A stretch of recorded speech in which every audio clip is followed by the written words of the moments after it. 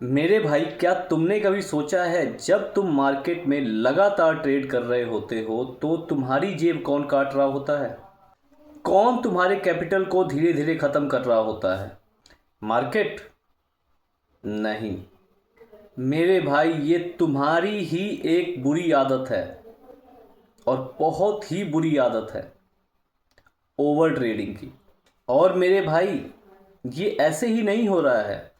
ये एक silent killer है जो धीरे धीरे आपके अकाउंट को ख़त्म करता जा रहा है।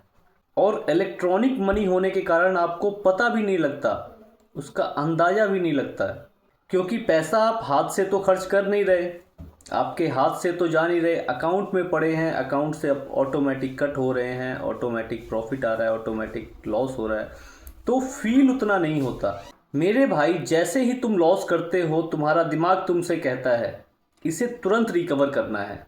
और मेरे भाई, जब प्रॉफिट होता है तब तुम्हारा दिमाग तुमसे कहता है कि अच्छा, आज मार्केट बहुत अच्छा है, मेरा लक भी अच्छा है, अब एक और ट्रेड लेते हैं।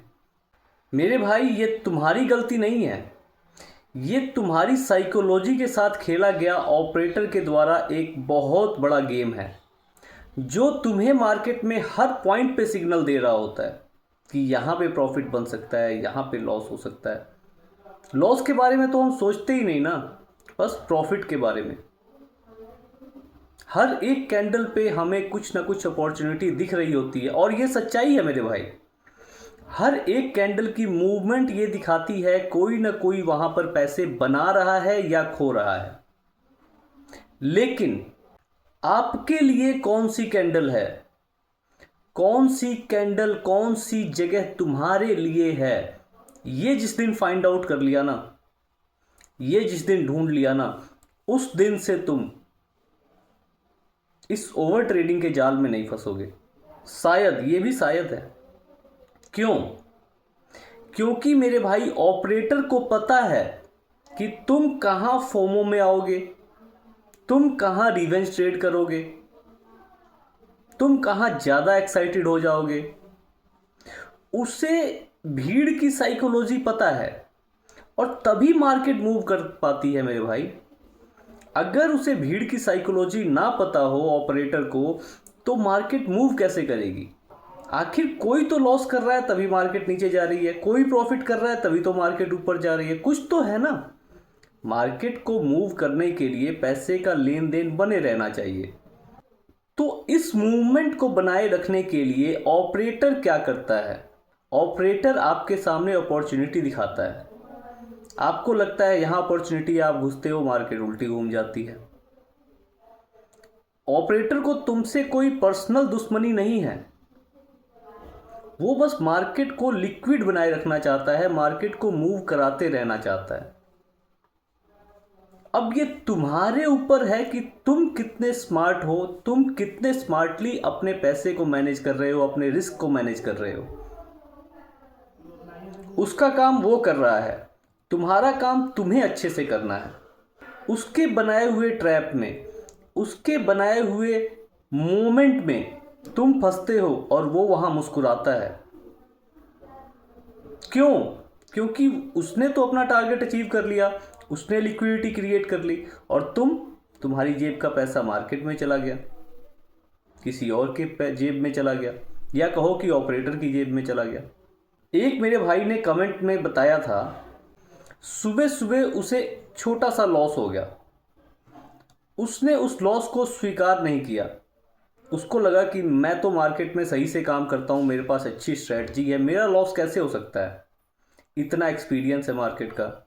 उसे सच कहो तो उसने कहा, उसे गुस्सा आ गया। उसने सोचा कि इस सारे लॉस को मैं रिकवर करके रहूँगा। कोई बहुत बड़ा लॉस नहीं था, 3,000 का लॉस था, जो कि नॉर्मल है, लेकिन उसने ये सोच लिया कि इससे मैं रिकवर करके ही आ जाऊँगा। और मेरे भाई, इसका रिजल्ट क्या हुआ होगा आपको पता है ना। हम सब इस गेम में फंसे हैं, वो मेरा भाई अकेला नहीं था, हम सब इस गेम में फंसे हैं।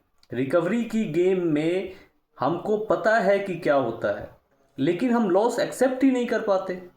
वो एक के बाद एक ट्रेड करता गया, हर ट्रेड में उसकी सोच यही थी कि इसमें प्रॉफिट आएगा, इसमें प्रॉफिट आएगा, इसमें प्रॉफिट आएगा।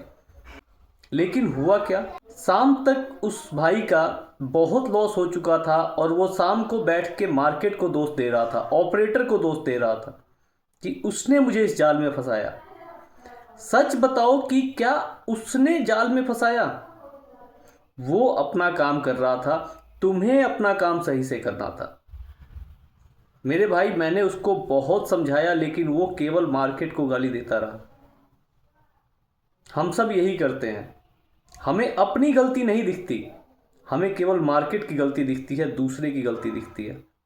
हो सके तो समझो, मार्केट की गलती नहीं है, तुम्हारे इमोशंस की गलती है, तुम्हारे रिस्क मैनेजमेंट फॉलो ना करने की गलती है, तुम्हारा सही प्लानिंग से काम ना करने की गलती है। सच तो ये है मेरे भाई कि ओवर ट्रेडिंग से सिर्फ तुम्हारा पैसा ही नहीं जाता, तुम्हारा कॉन्फिडेंस भी चला जाता है, तुम्हारी सेल्फ रिस्पेक्ट चली जाती है। तुम लॉस तो करते ही हो, साथ में ब्रोकरेज का इतना भारी पहाड़ खड़ा हो जाता है जो तुम्हारे ऑपरेटर को, तुम्हारे ब्रोकर को अमीर बना रहा है। टैक्स देते हो, गवर्नमेंट लेके जा रही है, तुम क्या पा रहे हो यार?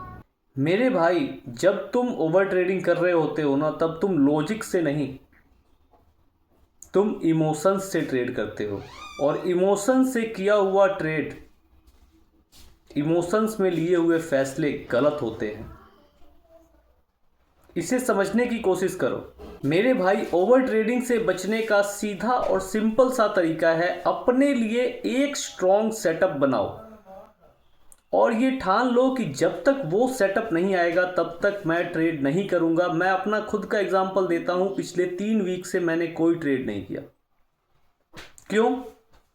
क्योंकि मेरा पुराना सेटअप काम नहीं कर रहा और मैं अभी नया सेटअप बनाने में लगा हूं। मार्केट भाई, मार्केट में हर मिनट हर सेकंड कोई पैसा बना रहा है, यानी हर एक सेकंड में अपॉर्चुनिटी है। और ये अपॉर्चुनिटी ऐसा नहीं है कि कल ख़त्म हो जाने वाली है या आज ख़त्म हो जाएगी। ये अपॉर्चुनिटी जब तक आप जियोगे तब तक चलेगी, आपके आगे भी चलेगी। हर एक सेकंड में अपॉर्चुनिटी है। आपको ढूंढना है कि कौन सी अपॉर्चुनिटी आपके लिए बनी है या कौन सी अपॉर्चुनिटी को आप मास्टर करते हो। मेरे भाई, सिंपल सुझाव ये होता है कि ओवर ट्रेडिंग से बचने के लिए दिन में 1 से 2 ट्रेड करो। लेकिन मेरे भाई, आपका सेटअप क्या दिन में आपको 2 ट्रेड दे देगा? हो सके शायद दे दे, लेकिन सेटअप होना तो चाहिए। और हम में से मैक्सिमम आदमी के पास सेटअप ही नहीं है यार, कैसे काम करेंगे? मेरे भाई, सेटअप बनाने पे ध्यान दो, थोड़ा पढ़ो, थोड़ा मार्केट को वॉच करो। वॉच तो आप रोज करते हो, साइलेंटली वॉच करो, बिना ट्रेड किए वॉच करो और अपने लिए कुछ बनाना सीखो। अपने लिए कुछ बनाओ, कोई तरीका ढूंढो, उसको बैक टेस्ट करो, फिर उसको छोटे पैसे के साथ टेस्ट करो कि क्या वो सही में रियल मार्केट में काम कर रहा है। देखो कि कितने % उसका आउटपुट है।